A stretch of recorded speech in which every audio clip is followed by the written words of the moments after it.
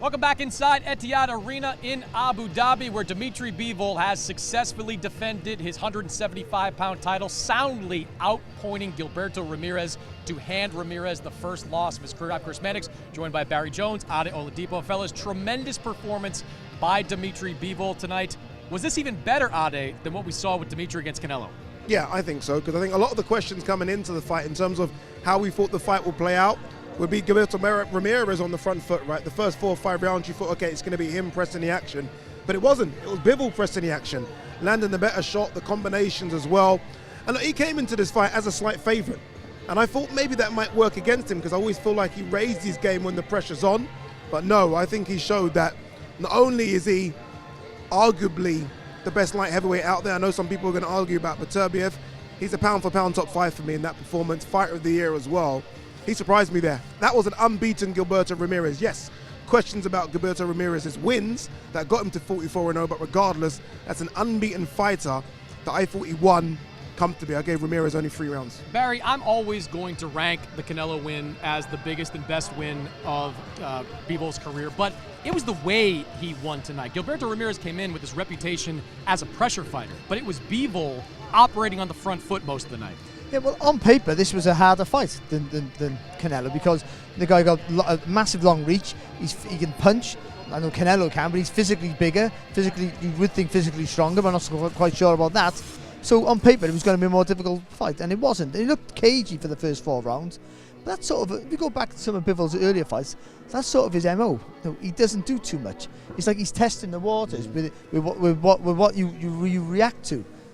But then he ups the gears. Not a lot, just enough.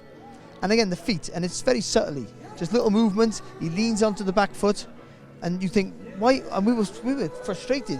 Why Ramirez is in range? Why do you let your hands go? And it's because of that.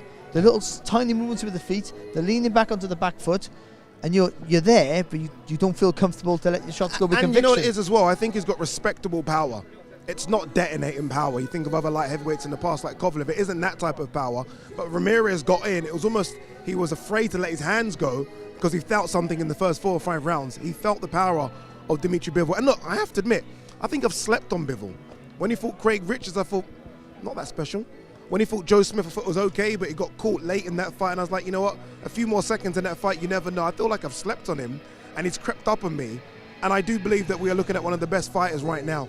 Honestly, it's going to take a lot to beat Dmitry Bivol, because he can do a bit of everything. Well, what he's done most of his career is just enough. He gets stoppages, but I mean, he won't overcommit. Even tonight, he had Ramirez in trouble, it seemed a few times possibly, but he didn't take that risk, because the risk is not worth the reward to him. He wants to win. He doesn't want to impress. If he impresses, that's great, but that's not his focus. His focus is to win and only win. Yeah.